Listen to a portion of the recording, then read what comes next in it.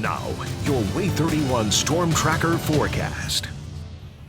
Well, and back here in North Alabama, it's been an interesting afternoon so far. Yeah, it's a little bit jumpy here and there. We're dealing with some thunderstorms that have produced some severe weather. We are under a severe weather risk for today, as well as going throughout the rest of the afternoon and evening, just a marginal 1 out of 5. But we know that living here in North Alabama, nothing is off the table. We'll experience, again, some heavy rainfall as well as frequent lightning and gusty winds, but we also could see a brief spin-up tornado. We never say that the chance is 0. There's always a chance for a tornado here in North Alabama. Again, the threats for today being that wind up to 50 miles an hour, some heavy rain, as well as some frequent lightning that we've been seeing over the past few hours.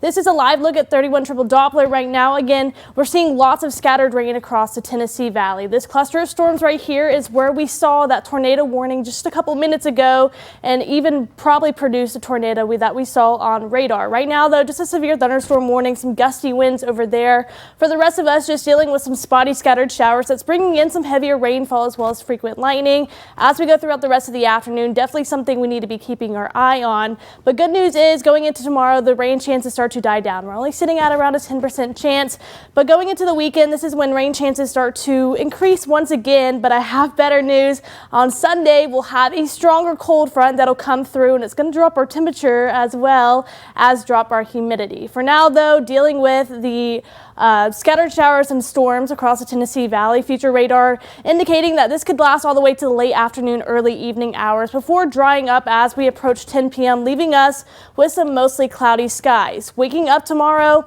we'll deal with some cloud coverage, but tomorrow's going to be mostly dry. We may have a few pesky storms in the afternoon due to daytime heating, but as we go further into the evening, looks like we'll end the day dry. It'll remain that way going into Friday morning as well. We'll start off dry going into Friday afternoon, though. We'll start to see some scattered showers enter into the Tennessee Valley. By 3:30, heading home from school and work, could be seeing some heavier rainfall. That'll continue through the overnight hours. So I know Friday night lights, it's the first week of some high school football, may have to be dealing with some rain as well as some lightning. So make sure you're aware of that. As we approach Saturday, things start to change. We'll be a little bit drier, but Sunday is our next weather maker. We'll have an even stronger cold front that's going to come through. It's going to drop our temperatures and also bring in some drier air, which means we're going to be feeling a lot more comfortable. We'll be in those lower 90s tomorrow going into Friday as well. But then we'll start to drop into the 80s.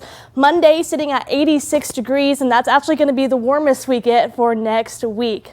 Here's an updated look at Hurricane Erin. It's spinning at 110 miles an hour, moving north at 14 miles an hour. This has grown in size and is now impacting the East Coast. As we go further into Thursday as well as Friday, it'll remain a Category 2 hurricane.